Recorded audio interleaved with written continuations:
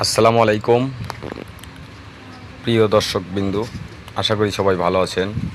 আমি আপনাদের দোয়ায় ইনশাল্লাহ খুব ভালো আছি। তো আমি রাজনৈতিক বিষয়ে কোনো ভিডিও তৈরি করি না এবং ওই বিষয়ে কোনো কথাও বলি না। তো আজকে আমি আসছিলাম ঢাকার কোনাবাড়িতে। এখানে এসে যে নিদর্শনটা দেখলাম, দেখে আমার একটা ভিডিও বানানোর ইচ্ছা হয়েই গেল। আল্লাহ পাক বলেছেন, আমি ছাড় দেই কিন্তু কাউকে ছেড়ে দিই না। তো এই মুহূর্তে যেটা দেখতেছেন, এটা হচ্ছে শেখ রেহেনার বাড়ি। 5 তারিখের অভ্যর্থনের কারণে বাড়ি ছেড়ে পালায় এবং সেই বাড়িটা এখন পুরাই পড়ে আছে। বাচ্চা কাচ্চারা খেলাধুলা করে, এখানে ফুটবল খেলে, লেকে গোসল করে, সুইমিং পুলেও গোসল করে। এটা হচ্ছে সমাবেশের একটা ছোট্ট স্থল। এখানে পোলাপান খেলতেছে, আর এখানে যত রকমের রাজনৈতিক গল্প হতো এখানে। আর এখানে শেখ রেহেনা বসে বসে মাছ মারতো এবং মাছ ছাড়তো, গোসলও করতো।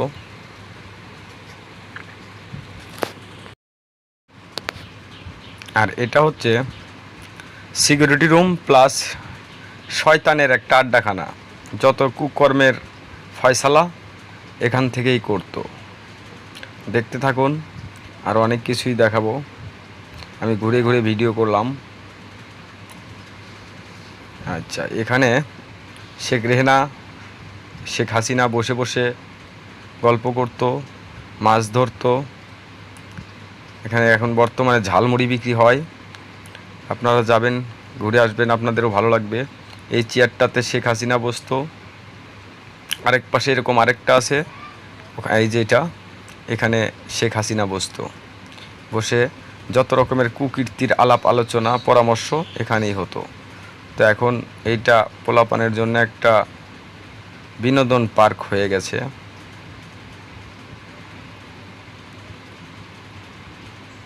দেখতে থাকুন। এইটা হচ্ছে ওদের বাসভবন। এখানে শেখ রেহেনা থাকতো। এখানে জানলা, দরজা, এসি, খাট, শোকেস, ড্রেসিং যা ছিল, ডাইনিং, সব কিছুই 5 তারিখের গণ অভ্যর্থনে সব খুলে নিয়ে গেছে।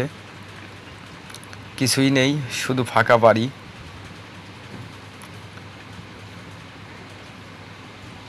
এর ভিতরে এখন মানুষ পেশাব পায়খানা ছাড়া আর কিছু করে না।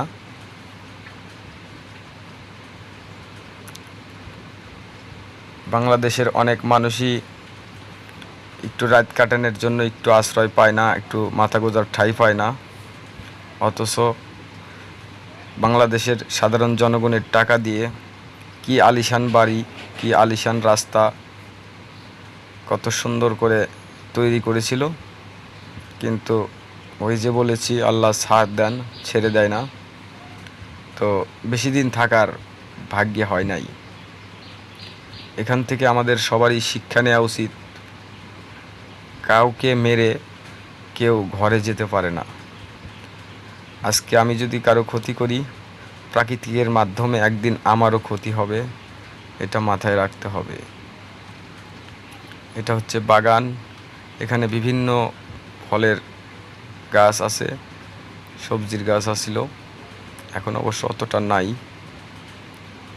তো এটা হচ্ছে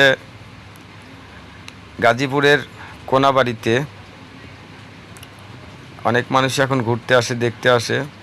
আগে এখানে কোনোভাবেই ঢোকা যেত না, পুলিশ হাই সিকিউরিটি দিয়ে রাখতো। তো এখন সবার জন্য উন্মুক্ত, আপনারা ইচ্ছা করলে ঘুরে আসতে পারবেন। ধন্যবাদ সবাই।